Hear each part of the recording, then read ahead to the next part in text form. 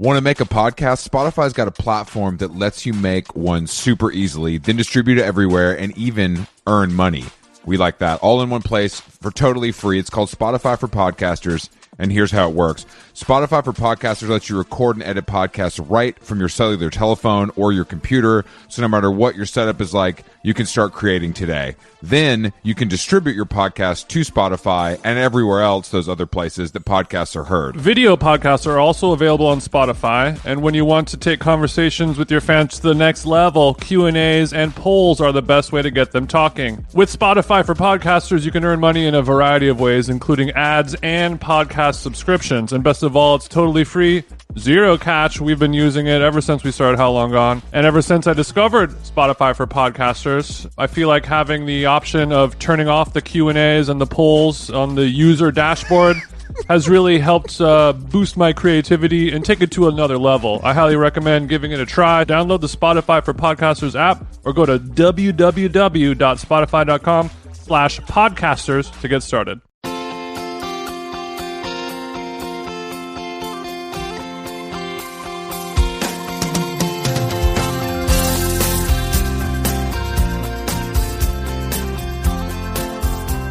Good afternoon, Christopher. How are you? Aloha, TJ. Put down the fruity cocktail. It's time to podcast, baby. I have no fruity cocktails yet. It is 9 a.m. I thought you were on island time, big dog. I am. I mean, the only thing I'm jacked up on is some bad hotel coffee and one quarter of an edible to try and get rid of this hangover. Did you get litty last night on the island? I wouldn't say litty, but we went to like the hotel that we're staying at is kind of remote compared to the city. Like it's at the very end, so it's a little secluded, which is good for privacy, bad if you want to like go anywhere. Yeah, I mean you're kind of a suburban guy, so that setting makes sense. Continue. I mean, but you know when you go to Hawaii, you want to. There's nothing to do but look at a bomb ass beach and eat some fucking rice and stuff. So how was vacation? How was vacation, Jason? Man, I ate some rice and looked at a bomb ass beach. It was lit. That's. I'm literally staring out the window of a hotel, the same window that many celebrities have lived in. I'm sure Sammy Davis Jr. has nutted on the very same wall that I did earlier, but you could only eat. An $84 awful lunch at the hotel so many times before. Like, so I was like, I'm going to go find a local spot, like for the heads. I love when Jason gets down in the weeds with the locals. He takes himself off of his celebrity podcaster pedestal and chooses to fraternize with the locals, the regulars, the salt of the earth folks. Yeah, and whenever I'm traveling to a foreign land, I need to show everybody that I know 3 words of their language. Of course, classic TJ and move. Say it over and over again, worse and worse as the night progresses. So we went to a spot called Keong Seafood, a local Korean Hawaiian hybrid. I was eating some poke, some bulgogi. I know I said that wrong, David Cho. Sorry about that. But I was doing some soju shots. I was drinking some beers, so I got a little headache. I'm not hungover though. I understand. That's fine. I kind of like you when you're a little. I feel like you get a little spicier when you're not feeling your best. So this might bode well. Ooh. This might bode well for our podcast. You know what I mean? I was going to ask. What's up with you? What's going on with you? Well, unfortunately, I was planning a little trip to Mexico, and it looks like things are a little hot down there right now because fucking things are a little hot. Senator Ted Cruz blew up my fucking spot, so it's like Cancun's off the list right now. I don't want my constituents to see me super spreading. When my state is in absolute duress. Well, I think you're one of the only people who's able to travel freely for sport right now because you don't have any state at all. We don't know. You're in limbo. You're right. Are you from Atlanta? Are you from New York? Are you from LA? Global CB. He could touch down in Cancun. And if Ted Cruz wanted to do a shot of tequila at Senor Frogs, I would not do it. And but I would, breaking bread with Teddy, shirtless on the beach doesn't sound bad. I feel like you could really get inside that little twisted mind of his, after he's had a few Mai Tais. First, he got the Morgan Wallen haircut and debuted that Dude, last week. all jokes aside, Ted Cruz is one of the weirdest looking people that we've ever had the pleasure of seeing on CNBC for hours and hours and hours. He truly, like, it's, when people get a beard and it makes them look better, his beard just, it didn't do anything. It made him look arguably worse, I would say. Like, if James Harden shaved, I mean, we've all seen it. Even a stripper wouldn't have sex with him after he's given them $100,000. so it's like Ted Cruz is, dude, he's not only an idiot, but he's truly hideous to look at. I don't mean to, I don't mean to, but he's already back in Texas now. He got shamed so badly on the internet that he has had to return to Texas before he even got to crack one Corona on the sand. Yeah. Well, I saw he released a statement apology saying like his girls wanted to go for a weekend trip because they were off school. Does he have a girls meaning a harem or his daughters? I don't think it's his squad of hoes. I think it is his daughters. It's not his stable. It's not his stable. I have various fly-ins in different locations. Hashtag team fly-ins. That feeling when the fly-in is me. I left you a key card at the Best Western. You know the one. You know the one. We stayed here on the campaign. So his excuse was, I went to Mexico to be a good dad because my daughters had their school was off, but I guess was their school off because it was literally like there's no electricity and no running water because the school is in the state of Texas. I don't know if that's true or not. It is possible that the state of Texas turning into Antarctica could have closed the schools. I would guess they would close the schools. I mean, it seems like I haven't read a lot about the power grid failure, but it seems pretty insane what's going on there now. But I think that Ted should have just come clean about his apology and just said, I was invited by 818 Tequila to go do. We're doing a little influencer I was invited trip. to go. I was invited to go swim with some wild hogs in the beaches of Cancun. The wild pigs will swim around me and then nip at my bikini string, try to pull it off. All powered by 818 Tequila. Anejo is my favorite blend, of course. I definitely think that I think Ted Cruz is valuable as an influencer, and I think, honestly, you're giving the sauce to Kendall for free, and I'm not really excited about it. But I do think that, does Senator Ted Cruz, when his state is in crisis, is he hurting or helping if he's there? Because I feel like he's probably hurting. I think it's better. I feel like it's probably better if he's just at the beach and his Blackberries doesn't work. It's like when when I'm trying to make my chocolate souffle special dinner and my life partner is in there like, oh, are you done with that bowl? I can go wash it. I'm like, you're doing more harm than good right now. I'm in a flow. So Ted is like that. Ted, he's only going to cause harm in the great state of Texas. So they booked him a one-way flight to the Cancun. But it all feels like a psyop to me, because why would he be in the same dorky-ass terminal that we're all using? It doesn't look like he's receiving any special treatment. There's no Secret Service. There's no nothing. I think, and this was discussed in our, I don't want to take credit for this, but I think it was discussed in our group chat, but it's optics. He can't fly private because that looks bad as a senator. As a public servant, it looks bad to gas up the Cessna to take your two bratty daughters to a shithole vacation. So it's yeah, but when you fly private, it's private. Nobody knows that you did that at all. Nobody knows that you took a plane Jason, there. not when you're Ted Cruz, bro. Not honestly. I agree with you in theory. That's why the term is used and applied. But I think that Ted, it's also, unfortunately, his look is unmistakable. Yeah, he's not hard to spot. But I guess, we don't know what it's like to be in his shoes. The wrath that he's receiving from Twitter and the liberal media right now, he may have weighed that versus the wrath that he would get from his daughters, the tantrum that they would throw if he didn't come down there and get his 818 on with them. So he chose, the path of least resistance. His daughters may just be really annoying. I think this could actually, what if this works well for him, and his base is like, he's a great father, he's a great family man.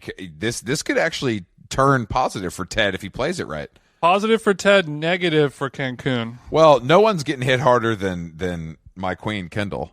Why? What happened to Kendall? I mean, other than 818 dropping. That's it, really. 818 dropping is her Bella Hadid homeboy could get it moment, I feel like. But unfortunately, it's also her put the Pepsi can in front of the her other moment. The riot. I mean, I just don't think that I just don't. Of course, failing Diet Prada is leading the charge, and it's like, if you want to do this, then you got to come after Bethany Frankel from the Housewives franchise for her Skinny Girl Margarita empire. You have to. I mean, we got celebrities. I mean, Rick Ross is not from the Champagne region of France. I'm pretty sure. And that do not come for Bel Air. # Black Bottle Boys. # Black Bottle Boys. We got to get them out of here. You know what I mean? Like, but a lot of people were commenting on that of like, why are we coming for Kendall so hard when like everybody, the worst offender of all, of course, is the Jaja brand tequila from the failing. Fuck Jerry. Yeah, like that's the worst of all. But like what, fucking Casamigos, they're making billies off of that. It's honestly, it really is like the issues with that sort of stuff, and I guess for lack of a better term, cultural appropriation are very real. But I just don't think it is unfair to, if it's a Jenner, all of a sudden you're mad. It's not. This has been going on for literally the beginning of time.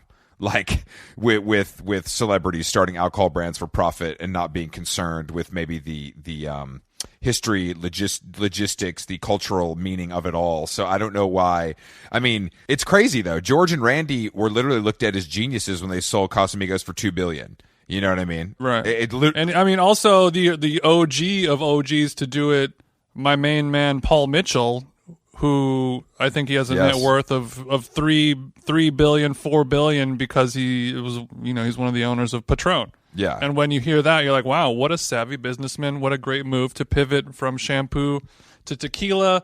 Smart guy, but it's the same exact thing as everything else. Every use your brain, guys. If people are that rich, let me tell you what they don't care about: anything but money. That's you don't. They're not worried about paying a fair wage. That the way to become a fucking multimillionaire is not paying a fair wage. That's just how. Unfortunately, that's how the system is set up, and it will change. I think, and I think this is bringing attention to a real issue. I just think it's a little bit like, why do you have to pick on the hot chick? You know what I mean? Like justice for Kenny, justice for Kenny. Yeah. And also, and people are saying like, oh, it's bad that these family-run distilleries in Mexico, they're unable to have brands of their own because these people are going in and poaching it. And all, but like, name a better business move than the Jenner or a Kardashian being like, hey, you guys make the shit, we'll sell it. Yeah. And then like that's truly a deal. Like, no better person to partner with for your sales. That's a good point. It's like when people were saying Lil Miquela was taking jobs away from real models. It's like, I don't really think that's I don't know if that's like a real issue, guys. But yeah, you're right. I mean, I think that like they're getting, I hopefully people are being paid, and I think the issue is they're not being paid fairly or enough is the issue. I mean, I think they're of course being paid for their work, but I think that we would expect more from our rich Anglo celebrities to go down there and not pillage the community. Hopefully they're buying their product at a fair price, and everyone is going to be making a lot of money on it. That's what I would love to see happen, and I think Kendall is wise enough to make that change, to make that decision, and also rich enough and young enough and woke enough to do the right thing. Good point. Maybe Kendall is the person for this because she can actually do it. She's got the power. She's young enough where it will like actually affect a generation that. Well, we all know that Chris did that deal, and she's a savage ass bitch. Good point. Chris, reach out if you would like to work with How Long Gone. We're very open to representation. We do have a guest on the podcast today, Jason. We're going to cross the pond. You love to cross the pond, don't you? Yeah. Arman Naféei hosts a podcast that came across my desk a little while ago called Are We On Air? That's like a music show. And this motherfucker has gotten the wildest guests of any person I've ever seen on a podcast. So we're literally, this guy's had Jane Birkin on his podcast, Jarvis Cocker, Lou Doyen, Patti Smith, Gia Coppola, Jonathan Schneibel, Licky Lee, Tiga, Seth Troxler. Dude, bro, the list goes on. This motherfucker had Wolfgang Tillmans on a podcast. That's crazy. But I believe he has deep connections to the Andre Balazs hotel group. I believe he's in a long-term relationship with the Chateau Marmont, as well as the Standard Hotels, RIP to the Hollywood standard. We're gonna talk about that. But let's give him a jingle and find out what he's been up to. Okay, lovely. Lovely, bro. Bye. Arman, welcome to How Long Gone. How are you, bro? Oh, thank you. Thanks for having me. I'm good. How are you? We're very good, but we both noticed upon viewing that you have an orange tipped microphone, but it looks to be wireless. Is that this is the most advanced thing we've ever seen on this podcast? It looks like a karaoke microphone that costs more than my house. Yeah, exactly. Well, look at this. Well, first of all, it didn't come with the orange. That was me. I mean, I was looking for a yellow one. A honey-colored yellow, so it goes in its brand. Yes. It goes with my brand, Are We On Air, right? But I found this orange one, which is, 70s, which I love. But, I don't know if you can see in the camera, it's wireless, but it has an SD card inside. It records into the mic. Wow.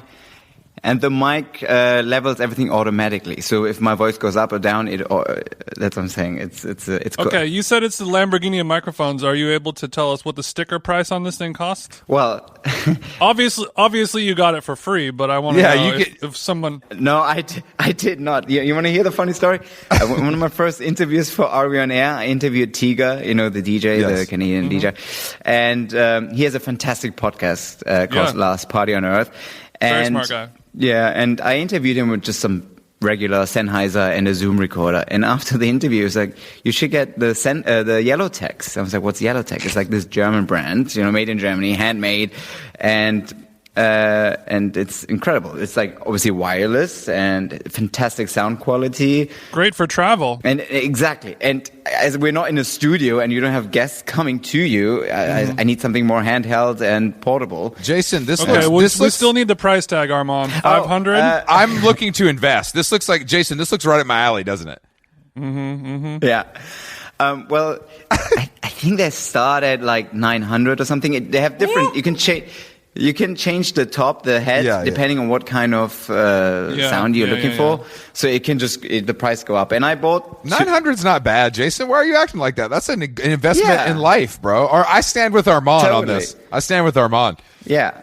Okay, well, I need to get my money up, apparently, because that's how much my computer costs, not just a fucking microphone. But I'm proud of you guys, and I'm happy that we can afford such beautiful microphones. I know Tiga obviously has a lot of money from his international DJ career. Well, here's the funny thing. I didn't know the brand Yellowtech, and because obviously now I was in Germany, I am in Germany right now, but they're very close to Cologne, where I grew up, which I didn't know. Because I had some issues with them, like there was something with the sound. And I was looking, where is this place? Because there's only one website, and I bought it from a dealer online in the States.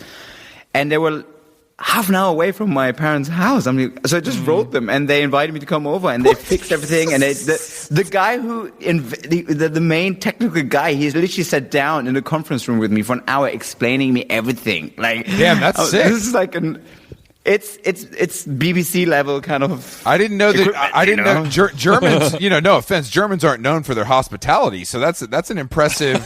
That's an impressive invite to receive. And Yeah. I didn't. What? So you're German and you're in Germany now? Well, I'm Persian. Okay. I was born in Cologne, and I moved to London when I was 17. And then from London, I moved to New York, and from New York to LA. Hence, and I live in LA. But then I came back to Europe because of the pandemic last summer, and I was planning on going back in fall. But here we are. There's no point. Where in LA do you normally live? In Hollywood. I'm literally behind the Magic Castle. Oh yeah, wow! Right down the street from me, TJ. Well, Arman, when you're back, we have to link. But we're big fans of Persian culture on this podcast. I don't know if you know that. We are. I mean, tarantulas. We're Okay. Yeah. Once you come back, we'll all pull up. We'll smoke some weed and hit Mashti Malone. Okay. Mashti Malone. We've had a lot of Persian discussions on this podcast. Former guest Rostam, the producer and musician, we talked to him about some of his cooking. But what are you sick in the kitchen with some of the Persian specialties, or do you leave that up to mom? Yeah, you a rice man, you a stew man. Let's get into it, Chief. I'm a rice man. Well, obviously my mom is the best cook, as every Persian guy would say, right? Good answer. You don't eat in the restaurants, you eat at home because it's such an in-depth recipe. And I mean, I don't know if you ever saw that episode with Bourdain when he went to Tehran, which was like his lifelong dream, and took him like 5 years. And he was mind blown because the amount of time and skills and knowledge goes into like a dish. And it's not one dish. They do, like, when you go to someone's home, they do like 20 dishes, and they spent 48 hours on this, and massive amounts. But here's a funny story. When I was still living in London, I was a young student, and I was the assistant of Sir Norman Rosenthal, who I also had on the show, a big art curator and museums director of the Royal Academy of Arts, and my mentor. And I was obviously young and hungry, and I was convincing him. He had this fantastic house in Soho, full of art. I was like, why don't I? Because he was always interested in what's happening in the young scenes in art and music and fashion. And I was, of course, keen and hungry to meet the establishment, so to say. And I convinced him, why don't we do monthly Persian dinners? At your house, I cook, and we invite 4 of an older crowd and 4 of the younger. You invite your old rich friends, I'll invite my young hot friends. We'll all eat a bunch of fucking stew, and it's going to be great. And literally, I invited him, back then, Felicity Jones, who's now a big actress. She was like an up-and-coming actress and a younger artist.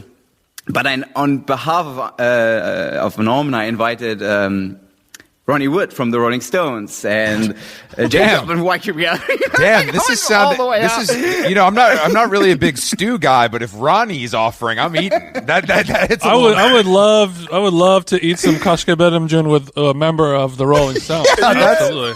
And what do you call this again? Yeah. And here's the funny bit. I literally Googled the recipe. I went and bought all the stuff. I was in the kitchen, and I was doing al bulu pulu, which is like sour cherry rice, which is one of the most popular dishes. My favorite. And I had no idea how to cook it. So I called my mom while everybody's in the living room. And I'm like literally on the phone to my mom cooking the whole thing. She's like, okay, you start soaking the rice 3 days ago. And you're like, Mom, the Rolling Stones are here right now, and we're running out of nuts. Yeah. He's going out for cigarettes, but when he comes back, I need to have some fucking rice on the table. Okay, this is serious. This is very serious. Damn. That sounds like I was looking through all the roster of the guests who have been on your show, and speaking of food, maybe the most envious guest is Francis Mallman. Yeah, Francis, yeah. That was a very poetic... How did you link with the god? I mean, obviously we're all big fans, especially since the Netflix show. And I mean, he is the winner of that whole series. I mean, his poetic approach to life and food, it was just like, everybody wants to be this bohemian poet. It's incredibly appealing. Like the whole lifestyle, the way it's packaged and the way it looks, even for me who hates the outdoors, I'm sold. Like, I'm sold on his whole shit. Yeah, just drink some dirty coffee in some ditch, smoke a Cuban cigar, and then have like 11 very hot women who want to have sex with you every day because the way you cook meat. Oh, baby. I mean, you could tell he's such a player. Such a player.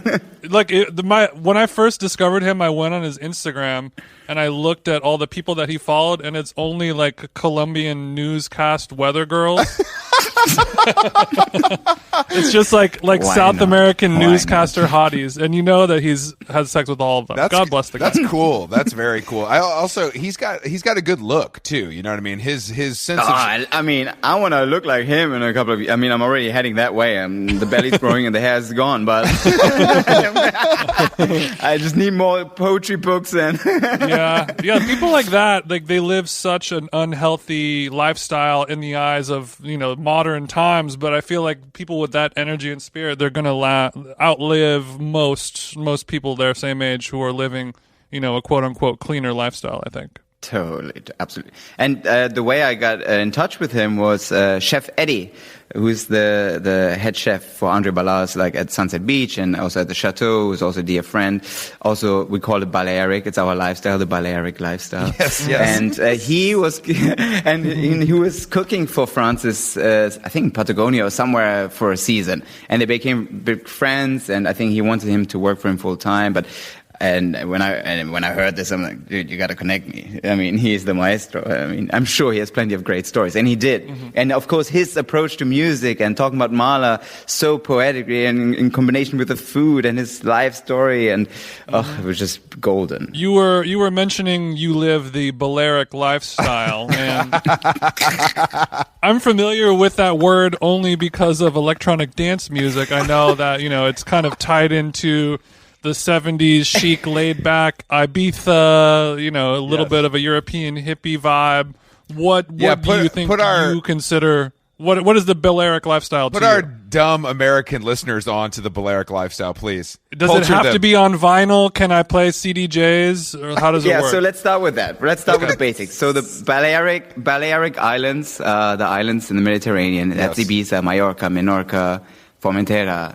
The Balearic sound that you talk about is actually it's very broad. You know what it is? It's very eclectic. And it's a sound that the DJs in the 80s and early 90s in Ibiza created. It starts from the chill out sound to playing like electronic pop from the 80s and some, it's a mood more than anything. It's not a genre. And then it's a lifestyle. Of course, with a lifestyle. So it's more an attitude and a view on life more than it's actually a sound or a place.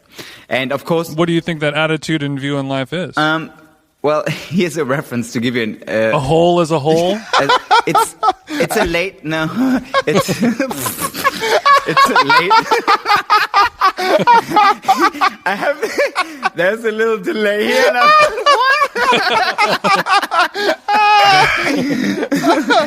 Anyway, it's a laissez-fairness. It's very laid back, and you're a bit more relaxed. Maybe it's a sun-drenched outlook, but rest in peace, the god of the Balearic sound, Jose Padilla, who also just recently passed away on cancer, and he was also... I had his last interview. He was on the show.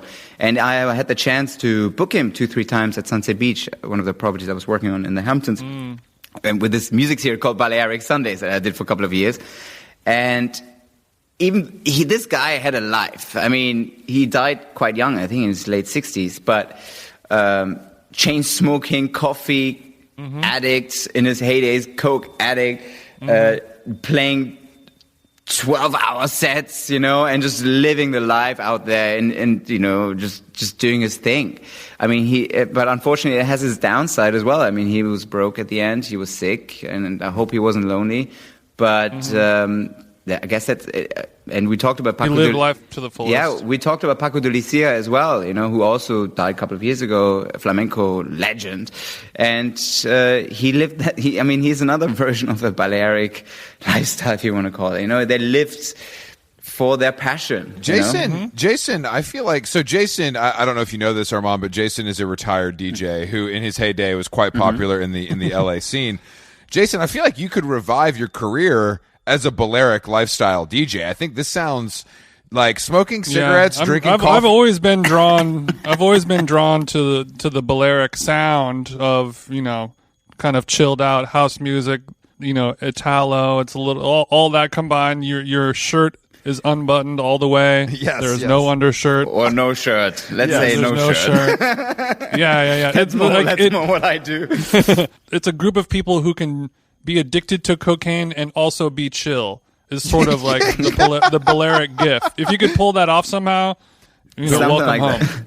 But you know what? The Balearic sound and the lifestyle in Ibiza doesn't really exist anymore. It's such a small pocket, and it's a commercialized. Towards the end, before the pandemic, it was the new Vegas. It was like big clubs, big names, big numbers, very commercial, EDM focused. But one of the few pockets, of course, is DJ Harvey's night, Mercury Rising at what's the venue called again? Iconic Hotel, small, where Freddie Mercury used to stay. And his series is amazing, his residency, and he still has that sound. I was always told, though, about Ibiza particularly, that it's got obviously it's got like sunburned like British tourists, is the main appeal, but the beautiful side is really beautiful. I've been to Mallorca and Menorca and all that stuff a few times, but I've never been to Ibiza because I just for whatever reason. But I do think in America the reputation is definitely like not great. It's big room EDM, more Jason style than mine. You know what I mean? And I do think we need to get the explainer from a veteran about how beautiful it can be. The island itself is ridiculous. It's beautiful. And the north is where it's at, really, if you want to spend some time there. It's just gorgeous, and of course a beautiful lifestyle and beautiful wines and food. The south is where the parties are, the clubs are. Mm. And I mean, talking about the British tourists, they've always been there, especially since the 80s. They're the one that kind of made the island popular within that world. And EDM is a fraction of it, is part of it, but they're all the great DJs. But I also over the years spoke to some other labels and DJs who wouldn't even dare to go there because it's not their sound, it's not their audience. Actually, one of the conversations I had with the guys from Too Many DJs, Soulwax, they always want to have their Balearic sound. They wanted to play on the island. And that's where they came up with James Murphy of LCD Sound System with the idea of Despacio. They created their own club series, with the Macintosh amps. You saw So they created that so they can transport that to the island and other locations. So it's like a portable dance floor, basically, with ridiculous sounds. Did you go there? Were you going there a lot when you were younger? Or No. Is this a place you haven't spent that much time? I've been there. I mean, obviously, I spent a couple of summers there, but it wasn't like I have to go every summer. It's also, I love going off-season, not during August, Italian month, Italian or month. July. It's just... Well, I mean, because you're saying, so just to be clear, career-wise, you've done a lot of music supervision for the Balaz hotels. Is that safe to say? Yeah.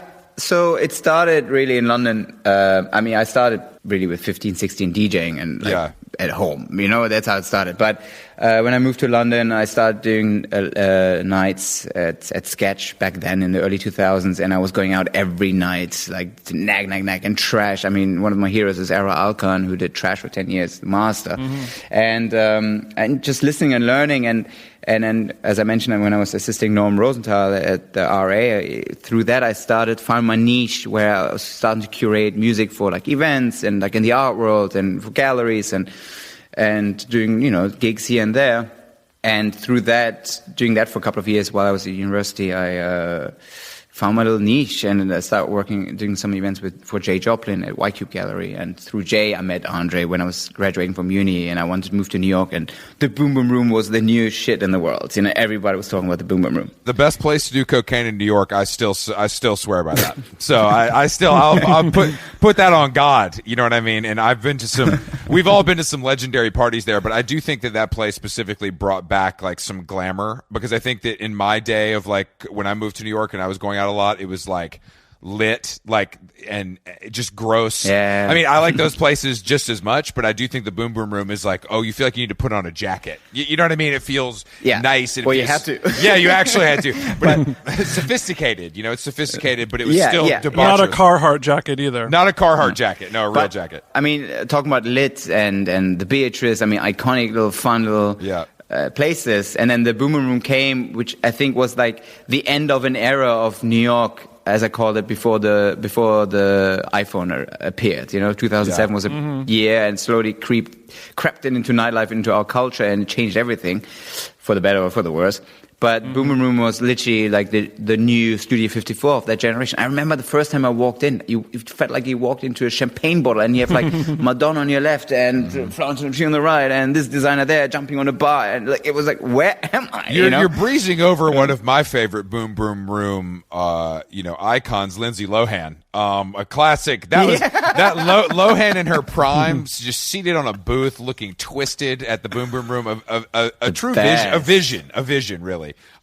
Drinking Grey Goose out of a Poland Springs bottle. Exactly. Yes. So, what were you? Gone are the days. What were you doing at the Boom Boom Room? Were you DJing? Were you throwing parties? All of the above. I was hired as a music director of the Boom Boom Room. Okay. Well, at the Standard, but the Boom Boom Room mainly, not Le Bain. Yeah. And then And honestly, I was 25 years old. I was a kid from London, and then I hide at the hottest spot in the world and go make some magic. And I'm like, I'm happy to DJ kind of vibe. It was like crazy. Like, and they want me to start doing all these bookings and bring in a vibe, which I eventually managed to do, but it took me a while in the beginning because it was just like mania, you know, and I had to find my spot at first, you know. Suddenly you're like in the Champions League in this, you know. Okay. Don't make soccer references on this American podcast. Okay, no one's gonna fucking get that. Good try. Okay, damn.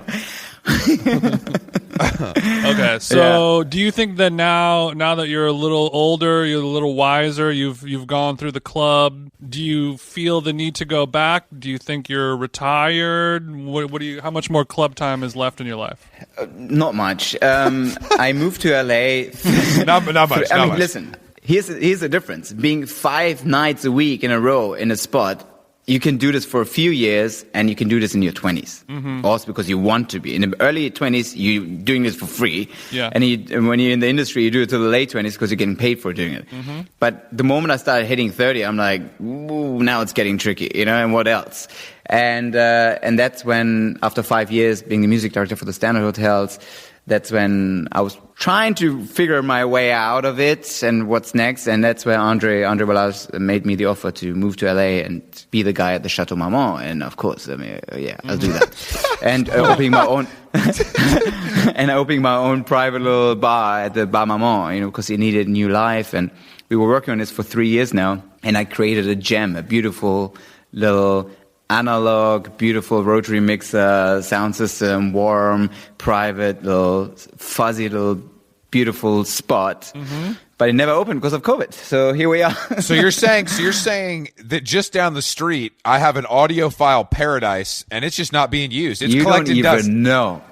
You don't even know. So what space in the chateau was it? Is that the old Hanari, or is no? It that's different? where Bar Marmont. We shut down Bar Marmont, I think 4 years ago. And the first thing I said, we have to connect the spaces. Like, but towards the end, Bar Marmont. I mean, in its heyday, it was a hot spot. But after 20 years, it's lived its life. It needed a refresh. It needed a refresh. A refresh. It was dead and a bit trashy at the end. And it's like, if you couldn't get in the chateau, they would send you to Bar Marmont. You know, it's like, first of all, we have to reverse this. You can stay at the chateau. You can be a regular. That doesn't give you access to the space, right? It's like, Arman, I like where your head's at, bro. We need things to be more fucking exclusive. And I'm glad now that I know you, I could actually get in. So this is really beneficial for us. This is really beneficial for us. It really backs up my new theory, you know. Here's the thing. This whole pandemic, there's going to be the roaring 20s eventually, right? And travel won't be back to the level it was before. It's going to take a few years. So everything, they call it deglobalization, right? Everything is going back to localism, and you have to reconnect with your local audience. So everything is going to be on a smaller scale, and it's going to be more intimate, and it's going to be more real, which is it's for what we do amazing, right? Great. So yeah, I create this little analog spot, and I put all my love and heart into it. How many people fit in this little spot, though? Did we tear down some walls here, or is this like something from 150 to 220? Something depends how that it's like 2 areas. I don't know if you remember. It was like 2. So I can show up. Okay, so I can show up with 6 dudes on a Saturday night at midnight. I just text you, and we're good to go. Perfect. That sounds great, man. I can't wait because 200 is pretty. You know, that's pretty big. Like that's fine. It's not a 50 person. Yeah, thanks for that, Arman. Thank you. It's big, but the idea for me was this is my personal, private little living room. Yeah, you know, and you can sit on the dance floor in you know brackets, but and still have a conversation. And that was the key. So the sound system spent so much time and money and attention to it, to a point. And this, for me, this is where the circle closes and comes back. My heroes growing up in terms of DJing, of course, the guys from Too Many DJs and Ara Alkan. And I never met them. I saw him, obviously, over the years here and there, and maybe a brief encounter, but nothing real. And then when they came to LA, this was, I think, in January, they had a gig. It was a Grammys, I don't know, something. And I got to interview them for Are We On Air? So I'm like, and we had dinner together at Chateau, and we befriended us, and we really liked each other. It was great. I gave them a tour of the club, and I was nervous.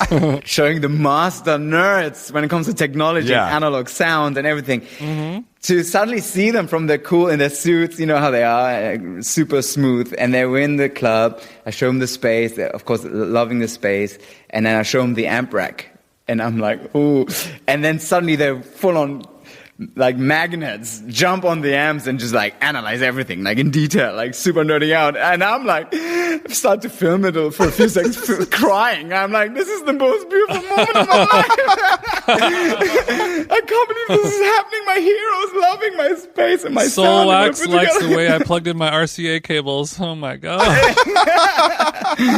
That's a great story though. That's a heartwarming story though. So I mean, that is a beautiful story.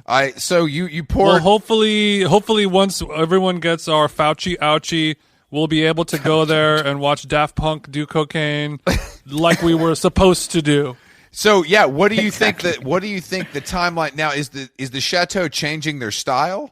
Like is it going members only, or is that a rumor? Well, Andre did say that I think in the Wall Street Journal a couple of months ago, and honestly, since then, so many people reached out to me like, "Is this happening? How can I become a member?" Right? Mm-hmm. I think I haven't really spoken to him in detail about this, and I don't know what the exact plans are. Yeah. I can see the business model work. In the end of the day, Andre's hotels have always been kind of like a private member, only that he didn't charge for it.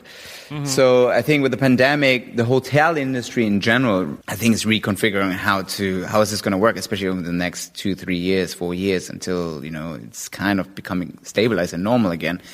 So is this turning to private members? I can't really tell you. It might be, but not in a way that everybody thinks. Like suddenly it's a shut door, no one can get in. I think the idea was more friends and family can be involved more in you can basically have your room or your suite or something on a more long-term basis. So I think that was the idea behind it. But don't quote me on this. So I can't really. No. I think it was a big story when it came out, and the Standard Hollywood closed. Huge. Which was sad. A blow to all of us. I mean, I stayed there for years and partied there, etc. But I think that I would say hospitality has probably been the most affected by this. One of the most affected industries. Mm-hmm. And I'm sure you've heard some shit, you know what I mean, on your side. But what have you been doing to stay busy? I mean, what are you doing? Are you just in Germany? You know what? Schnitzeling? Like, what are you doing? No. So first of all, I was like, okay. During the lockdown, I just stayed in LA and didn't move. Figure out what are the next steps. Obviously, there's nothing happening in the hotel world. So, and then by time it was June, I was like, okay, let's do a road trip from LA to New York, do this at least, and then head to Europe for the summer, because obviously European summers are the best anyway, and I was like, let's see what the world looks like in fall. But thankfully, I started working, creating my interview podcast series, Are We On Air, like a year ago, and I already had like 4 episodes in my pocket by the time the first lockdown happened. And I was like, you know what? Now's the time to launch it. And just like you guys, now the pandemic, of course, like so much social, online digitalization of our world suddenly happened. And I was just so lucky. And I think that's just serendipity and the universe that I already had this pretty much ready, set, go, even though it was not meant to be launched in April in 2020. And since then, I've just been going weekly and just growing and trying to turn this into a business. And it's just, as you know, it's a passion project, and it's so fulfilling. It's like good for the soul, right? And one thing led to another. And my other venture, my music branding company called Studio Neu, which I had for a couple of years, started to pick up through that as well, which I didn't expect, And I started to work with like new clients like Montclair and again, all these brands. They're now trying to figure out how to become more relevant in this new digital world, and how they can find.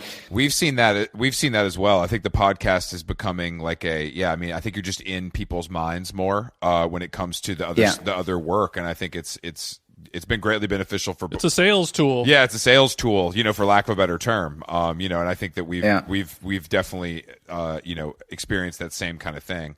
When we were going through this, I've listened to a few episodes, and I mean, just the talent level is fucked up, man. Like the guest level is fucked up. No one can touch you from what I've seen, and it's I also feel like you're approaching a lot of people who are highbrow in a way where they might not listen to podcasts. They might not even be that familiar with the medium. So, are you doing a lot of like kind of explaining, or are they just like, Arman, I trust you. What time do you want to talk? First of all, I have this little triangle. I'm between Berlin, Milan, and Paris, right? So where I picked up a lot of the European guests as well. And it started literally with people in my address book. Yeah. I started with that. And then now I'm getting to a point where it's like maybe one contact away, or maybe not even two. Like I try to be direct as possible. And I've been very lucky and fortunate. And season 2 that I'm working on right now is also going to be like bangers, and I can't wait. But you know what's funny? As you know, the moment you start growing and you get more and more credits. In the beginning, it was Arman from Chateau, but now it's like Ariana, and they see the list of guests I had, and also some press, and it's getting a bit easier. But interesting. More with the music world and the art world. Yeah. The movie industry is still a no-go area. Like, they're not allowed to talk. They can't talk. They're too scared to talk, especially the Americans. So it's very hard to penetrate that. We are terrified to talk, and somehow we manage to do it 4 times a week on this podcast. And I would like to be recognized for our bravery, and thank you for that. From our European European friends who are living safely. But I mean, I do think that, for us, a lot of it is like we want to talk to people that we find interesting, and if some of those happen to be bigger names, that's great. And I think you just kind of have to pepper it all in and do the best you can, because I mean, with someone like you, I would be like, at this point, I just trust whoever you're having on. The list is strong enough where if it's somebody I've never heard of or I'm not familiar with, I'm going to listen to it because I trust you and I know that you've built this thing that's how it's supposed to work. And I think we've tried to do something similar where it's like, hey, you might not know who everyone is, but you're coming back because you trust us and you like the process.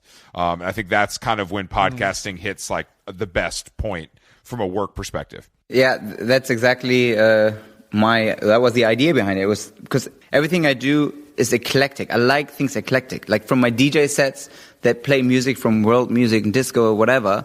Same with the lineup. And it's exactly, and coming back, going where I started with like Norm Rosenthal, one of the biggest art curators. And the idea of curation has always stuck with me. I like to be more not on stage, one step behind it, and kind of put things together, be it an exhibition or this lineup.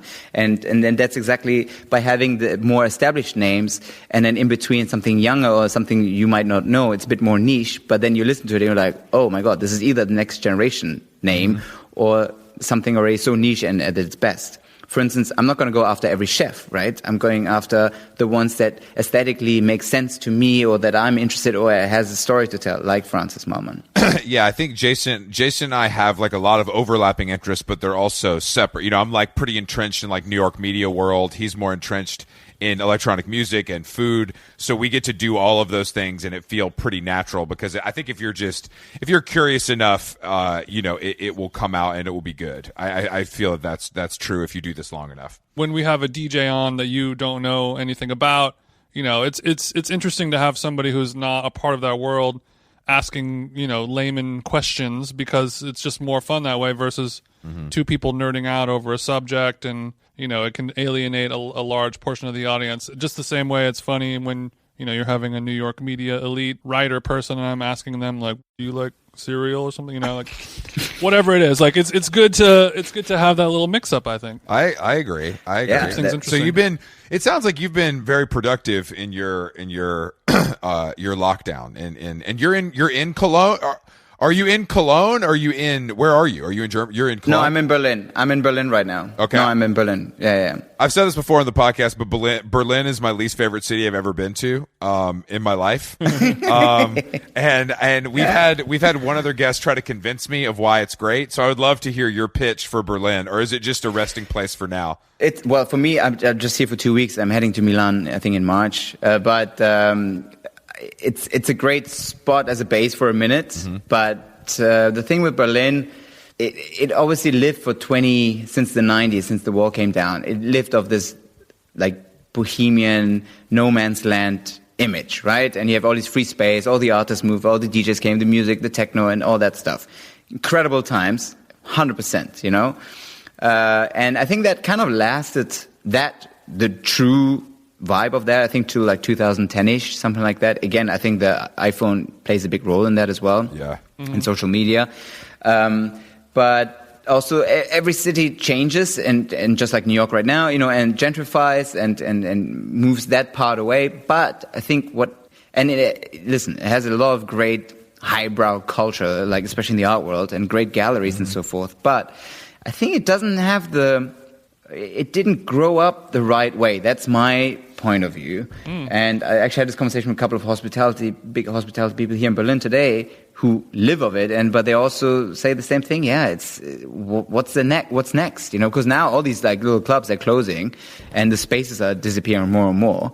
And you can't just live off Italian and Spanish tourist weekend. They used to call it EasyJet tourism. Yeah. They didn't even book hotels. They didn't even book hotel rooms. They would just buy a cheap flight for 30 euros. Come party. And party 48 hours at Berghain and then go fly back, So they wouldn't even spend that much money in the city.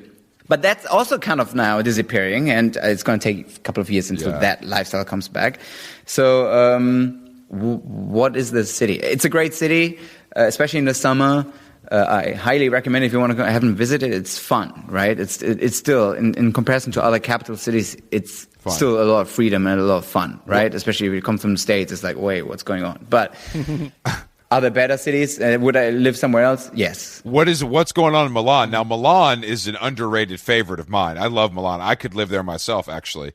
I realize, obviously, my vibe and how I like to live my life, I guess, it kind of resonates with the Italians and vice versa. And you mean you're just a laid-back guy who loves espresso and cigarettes? I don't smoke, but the espresso in the morning, for me, has to be in a cup, it has to be the right espresso, it has to be the right vibe. I don't even like coffee that much, right? It's not about the coffee. It's literally just having that 30-second. You sound like me in restaurants. Like, I'm not a big food guy, but I love restaurants because it's got to be done right. It's got to be right, and if it feels good, I'm happy. Listen, it's all about the ambiance. Hence the directeur d'ambiance. It's all about the ambiance for me. So you're in Milan, you're sipping espresso, and you're just going to vibe out for a little while. Well, vibe out. I'm there for work. Okay. Like one of my clients, and hopefully a few more for the next few months. But yeah, so I'm just kind of work there from there. And again, that's the beauty of what's happening right now, and everybody being forced to work from their laptop and phone. You can technically work from anywhere, which is a blessing and a curse at the same time. But for the time being, I am trying to use that. I'm happy to be bouncing around Europe and work from here and there. The interviews, most of them are, at least in the winter season, via Zoom. Mm-hmm. But in the summer, can you imagine? I was at Jane Birkin's home in Paris in September, sitting at a dinner table having a conversation. I mean, so I hope the summer is going to be honestly, Arman, I can't imagine it. I have to be honest with you. We've done this podcast, since March, and it's always been remote, and Jason and I have only been in the same room one time ourselves, and we live 10 minutes from each other. And part of I don't know, Jason, how do you feel now? Because at points I think this was better. I think people felt more relaxed in some ways, and like being in a room with mics set up. But I don't know. I can't tell where I feel. I don't know how I feel about it now. I love the ability to record remotely. I still think that there is magic to be had when a group of people are in the same room talking together, but there's also certain things that I wouldn't want to say if I was looking somebody right in their eyes, especially something potential, You're afraid of the fist? I'm afraid of the fist, or just, I'm able to get away with a quick little aside or a jab about someone or something and have it be enjoyed by the listener on their AirPods. But if I'm looking right at them, I might think twice before I insult their family or culture. You know what I mean? I think that 2-3 ways. I agree with the audio only. It's way more intimate, and it goes literally straight into your ear, and it goes into you, right? Yeah. Then there is the one where it's face-to-face interview, but it's still audio only. And then there's one where it's audio and video only. I think these are 3 different categories. Mm-hmm. I'm playing with I do want to go into video format at some point in some way. I started now for season 2 a little bit with the Zoom thing. But at the end of the day, you know what? Every Zoom looks shit. Let's be realistic. True. The camera and the mics are not that. Actually, what's interesting? Apple, I think in the past 12 months, they upgraded for the new laptops. I think that because the demand is insane. Yeah, that's all we care about. That's all we have. That's all we have now. We have to make it better. All we care about, and but then I look at the whole thing. I was like, if like someone like Conan or The Late Show or whatever, they all have to deal with the same problems and it's the same quality. I'm like, okay, that's just the way it is now, right?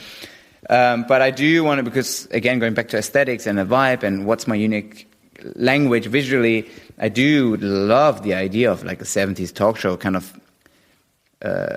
I could see that for you. It's not clear. You like, and your guests in a 70s style conversation pit. You know what I mean? Just like the fire is crackling. I built a little, the back room at the Bar Maman was built around that idea that I interview my people in that Persian rug, wooden walls, the whole shebang, but it sounds beautiful, but I do think, I like that you're the rare person bringing sexy back to podcasting. It's not a very sexy medium. Bringing sexy back. It's really well, I don't know if he's bringing it back. He's introducing it for the first time. Yeah, that's maybe even it was never really there. more accurate, because it is a bunch of fucking dorks. It's a lot of comedians. It's just not a sexy medium, and I think that your approach to it could be different, especially if you add the video in. I think that's the best way to kind of get that across. We flirted with it. We did a Twitch thing, and we're gonna like revisit that. But I do think it's like. It's great revenue-wise, you know what I mean? That's a big part of it too, but I do think it allows you to kind of really translate like what you're about visually in a way that gives people like a 360 understanding of the show. And that's the real appeal, I'm sure. I could see you though, Arman. I could see you having like a waiter come in, in the middle, drop off a couple of cocktails. Well, here's the thing. I already know the concept. And the key is, if you look at the talk, like look at Graham Norton, right? The UK TV show. He's the best TV host. Yeah. Hands down. And of course, he is very witty and smart and fast, but also he has the guest drink and it's more of a conversation and he lets them relax. Especially American actors and actresses who are there. You can tell they were so media trained that in the beginning, their body language, they're very like stiff and straight. Yeah. Whereas the UK or Europeans, they're a bit relaxed. And by the time they have a couple of drinks, they kind of adapt and they're like, okay, it's fine. We're allowed to talk. We're allowed to curse here. It's, and you compare that to Jimmy Fallon and you're like, wow, and that's how talk shows used to be. Like even in the States, it was so much less smoking and more relaxed. Yeah, the idea is to do it in a pub. Like have it be more casual. I think that's the key to a good conversation. Make it as authentic. And you guys are very authentic and real, and that's why I think you guys are so popular as well. But imagine with the visual, you're more in a real environment. It's tough though. It's tough. I think you're right. I think that's the thing you notice when you start having guests that are more well-known or whatever. It's like you can tell they answer certain questions. They have it down. They've been media trained or they've done this too much. And I think that it's our job, to disarm them a little bit and try to get them to talk about things they don't normally talk about. But it's also like you're coming on a podcast. It's not gotcha TV. We're not trying to bust you or uncover something. It's about it just being interesting, which I think is like well, you're not, but I am. Good point. Yeah, Jason wants to get Jason's TMZ of How Long Gone. I'm just a regular journalist, innocent bystander, really. Arman, you mentioned before about wanting to, monetize this more so, monetize your podcast more so. Do you have a plan or a strategy for that? Are you just making money right now off of the Montclair puffer vests? What's going on? So, I do want to... I don't look at it as a podcast only, right? I'm seeing it, okay, I'm building this brand, whatever it's going to turn into eventually, also when we're allowed to be back live. I think there's definitely going to be a live element to it. So I'm trying to keep the brand as neutral as possible without any sponsorship or brand association. But at the same time, so I'm not really after having, beginning, middle, end commercial breaks and, listen to my sponsor, which, that's how podcasts have a revenue. I prefer having a brand partner where it's more of a collaboration. They can use some of the content on their channels. They want to be associated and aligned with the guests that I have and so forth, and make more like a bigger, broader deal. I think that's more interesting to me. I think that's also more interesting to a brand. But I agree. I have already a couple of offers and I'm speaking to a couple of brands, but it has to be the right fit because it's such a personal thing, and also it can't be too controversial or it can't narrow me down. For instance, if let's say it's a fashion brand, it makes it difficult to interview fashion designers, right? So it's something like that. So time will tell. And until then, it's all self-finance and. This is all very well thought out, and I'm impressed by that. Yeah, when Are We On Air presented by Prada, we'll see it. I'm manifesting that for your future. An iconic. Thank you. I could see you with an iconic Italian, fashion house. That feels right for you, and I'm sure that's what you want to. I'm sure that's what you want to. Well, I think we're heading that way. Meanwhile, we're like hoping for like a grocery store. Or maybe like a local car dealership, Please. Yeah, a local. Hopefully a local Kia dealership will run some ads on How Long Gone. Jason's kind of in charge of that side, so I just Mashti Malone. You need to have Mashti Malone as your sponsor. Damn, Mashti Malone, they can't afford us. I'm sorry. Hey, they're gonna give you buckets and buckets of Persian saffron pistachio ice cream. I will do free ad reads for Rafi's, but I don't know. Yeah, Jason. That's probably about it. Jason comes to me and he's like, "Look, they're not giving us any money, but we're going to be eating Persian food for the next 6 months for free. So it's a pretty good deal if you really think about it. We're going to be saving money." What is your editing process like? Are you doing this all yourself? No, I'm since day one literally assembled a little team of amazing people around me. Because I had a little radio show on Double Up Radio, which I'm sure you guys know from LA, and they've been super supportive. They are technically my media partner, and they air all the episodes on Double Up Radio as well.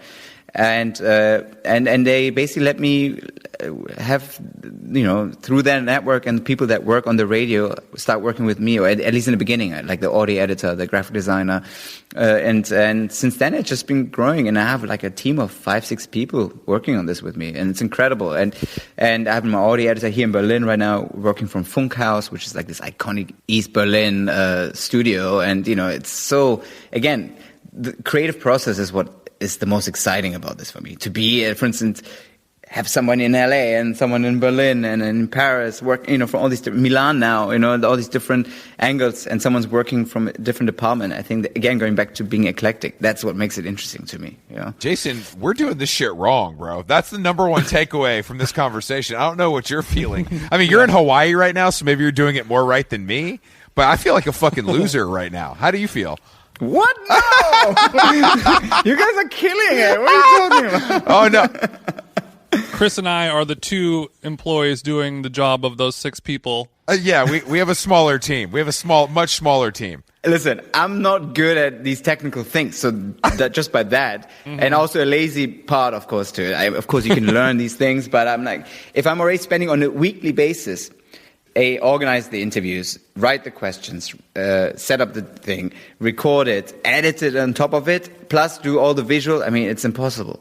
I mean, it's not impossible, but that's all I would be doing, and I also have to make some money somewhere. So, Well, what's the vibe in Europe right now? You're able to go to restaurants and shit? It's like relatively normal. Well, no, I think now it's at end of November, or beginning of December, January, February. That's pretty much where the restaurants, at least in Germany, have been closed. And I think Italy and France is similar and same thing, and UK anyway. But it is what it is. We're all in the same boat. So I'm like, I try to be as positive as possible. And it's going to open up once the sun is out. Let's be realistic. I feel like for you, this is extra brutal because I'm a very social person too, and it's definitely taken a toll on me. I don't feel like this is not what you signed up for. Definitely not. But I'm trying to be as positive as possible because I see the light at the end of the tunnel. And then here's the thing. You know what this whole thing forced us is to appreciate the little things and really pay attention to it, to a point where every morning I made it a habit. While I was in Cologne over Christmas and stuff, staying with my parents, I drove like 20 minutes into, you can have your espresso at home, right? Or coffee, whatever. But I made a thing every morning to have like a set thing to look forward to and do, right? I would sit in a car, drive for 20 minutes or whatever, 30, into the city center, go to this one particular coffee place that is allowed to serve coffee, but you can't drink it inside. But they make incredible coffee, even though I don't like coffee. And they, because we got to know each other there. Yeah. So they started to pour instead of a paper cup into a little normal porcelain cup. And those 30 seconds, me standing on the street, having that sip out of a civilized cup, imagining I'm in somewhere in Bella Italia or whatever it is, for me was pure bliss. I would cherish that sip, those 30 seconds, like that's the Balearic lifestyle. Going back to the point. And I loved it. Wow. Honestly, damn, I need to. Unfortunately, I don't savor many things. I'm a little. I could probably stand to do that a little more. Every day, make it a thing to look up into the sky, but seriously look up in the sky. That focus on the sky, especially in LA and in New York, where you most of the time have beautiful blue skies. Even in New York, it gets cold, but you always have that beautiful, crisp blue sky most of the time. And just really pay attention and look at it and see how it makes you feel. And you're flying. And right now I was in Central Europe for the winter, where it's most of the time gray, and you have these pockets of sunshine coming through. I was flying this Sunday in Berlin, with the sun coming through the window in this loft that I'm staying in, hence it's so echoey, by the way, sorry, and cherishing that sun, like that vitamin D, like, oh my God, how did I not appreciate this more while being in California the whole time? Where you're like, oh, it's so hot today, oh, it's 9 degrees, and now I'm like, damn, it's the little things. Can you teach Chris how to think like this, please? Because I think if you had a master class on enjoying life, I would subscribe. I would too. I think that it's partly just a. You can subscribe on areweonair.com. I feel like it's partly shameless plug. A European outlook. You know what I mean? In some ways, but you've lived in America so long that it probably you value that even more. Because we do not take a step back and just enjoy life. That's not really our way. Our way is to work until we die. That's kind of the American approach, which I have definitely adapted. But I do think I could take some notes from your playbook. Yeah, it's funny when I was living in New York and living that corporate life that we were all supposed to look for and after, okay, I went to uni and I managed to move to New York and I was the music director at Standard, and then I need to be the music director for all the hotels, and suddenly I'm in the corporate office every day from technically 9 to 5, and I was not happy. I mean, I was like, this is not, like, that's boring, and also not really I'm not good at it. Yeah. I'm not good at being in this. It doesn't fit my character. So, of course, there was some conflict here and there because it didn't work. And then the moment I was out of it, and even now, again, going back to, okay, I don't have that hotel and chateau in LA right now, but I'm happier, and not that salary, but I'm happier than I've been in years.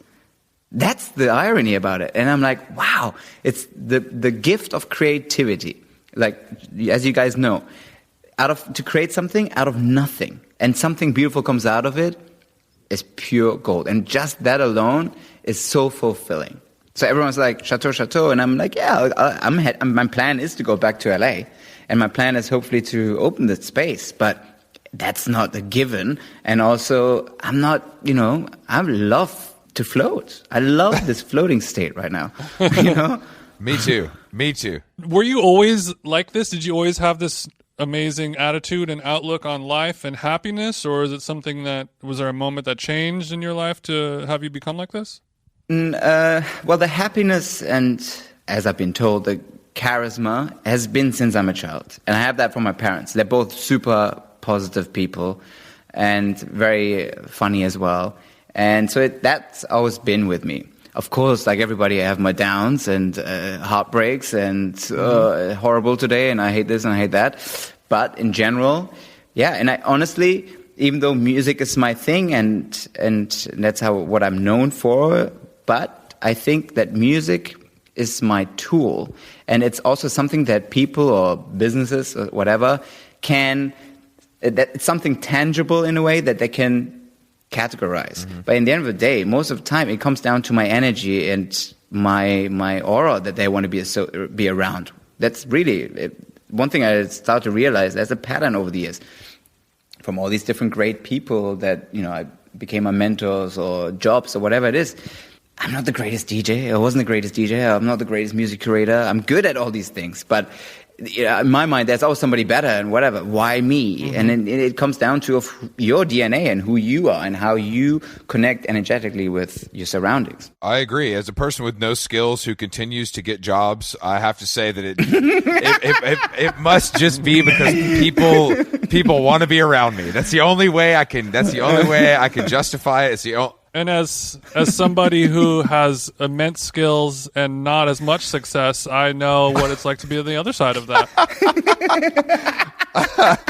The lack of charisma and with an abundance of skill does not necessarily mean you're going to find success. No, that's true. Unless you start a podcast. That's true. I mean, look, it takes Exactly. guys. It takes all kinds. If we know anything, it takes all kinds, and that's Absolutely. Yeah, that's why we found each other. That's why we found each other. Yeah.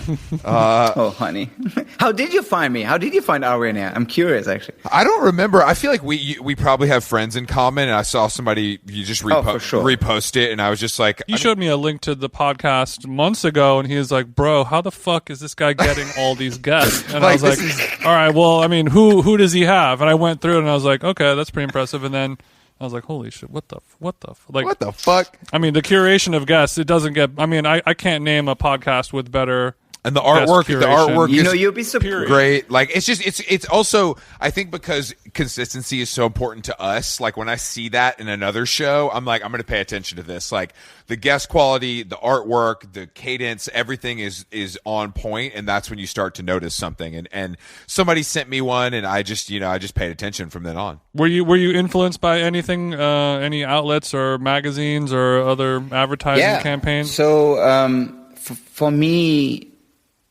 One big inspiration was the 70s Interview magazine and the way they did everything, right? Yeah. So it's society, but it's very broad as well in a way, and it's their personal friends and whatever.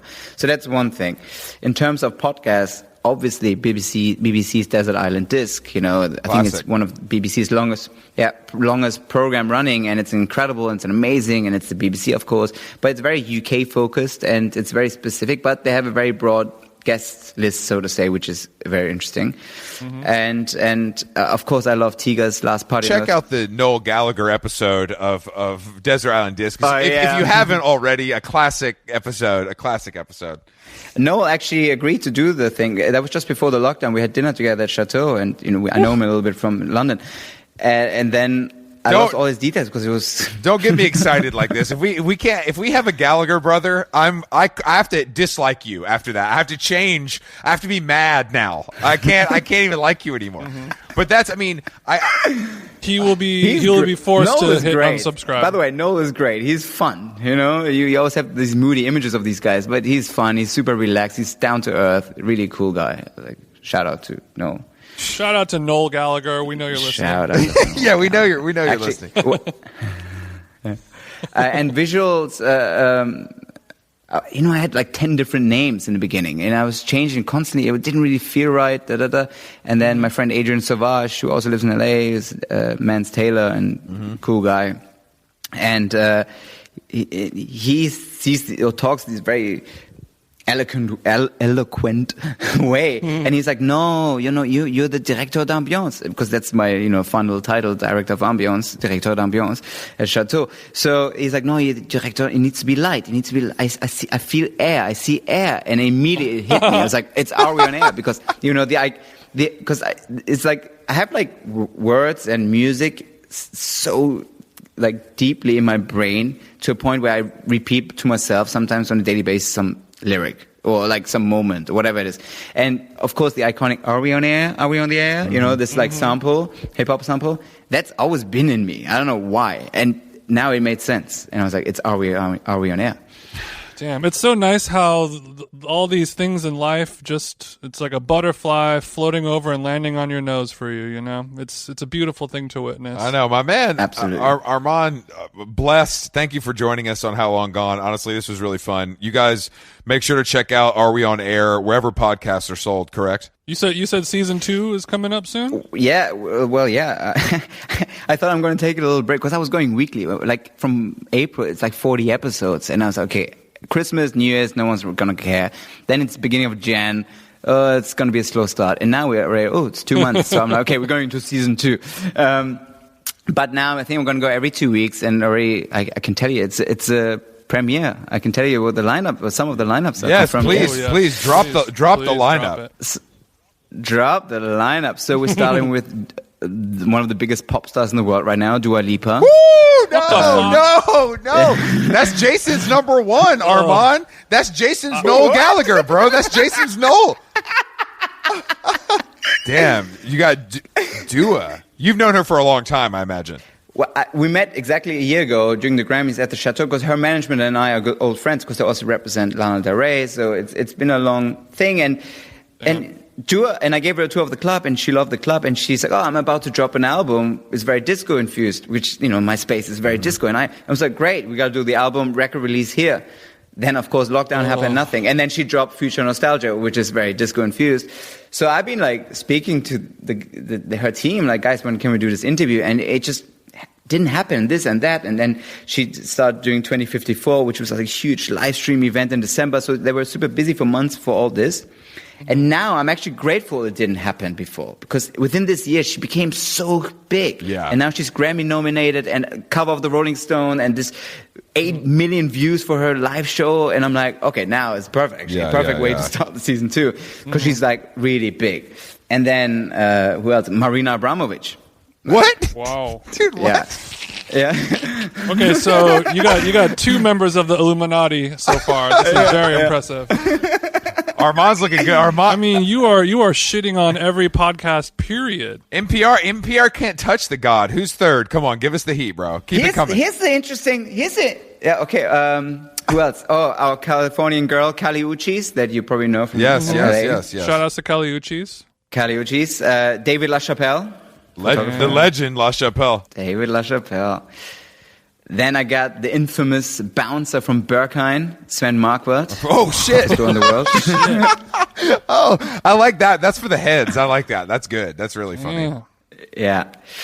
And Nadia Lee Cohen, who's one of the hottest photographers right now, also from LA. Yeah. She just released this book, Women. So again, that lineup itself kind of shows you from such big names and established names to the new generation, and that's what makes it interesting. From David LaChapelle to Nadia, for instance, Arman, all I ask is that when your inevitable rise to fame happens after season 2 drops, will you just make sure you don't forget about the little people like us? Yeah. And maybe consider guys, coming back on the show again one Don't day. don't forget your fellow podcasters. Us low level guys. Just Never. We're in the Spotify factory. It's different over here. You'll be surprised. You know what? You probably guys get way more love from Spotify or Apple. You own Spotify only? Sorry. No. We're on all platforms. We're on all platforms. We do a Spotify music show exclusively with Spotify. Yeah. But no, we don't. Look, we want as many people to digest this podcast as possible.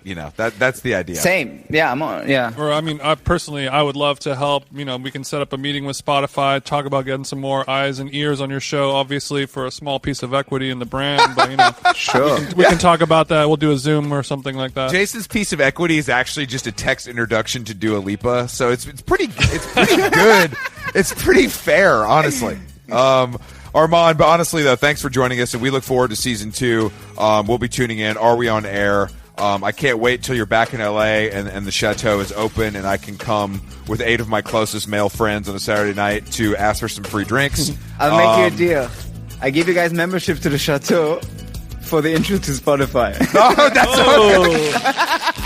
all right. Arman, that is done and done. This That is is how a done deal. Hollywood deals are made. That is a done deal. I love your bargaining power and your European spirit. Thank you for joining us, and we will speak to you soon. Fantastic. It's been a pleasure. Thanks for having me. Thank you, Arman. We'll talk to you soon. Thank you, Arman. And are we on air?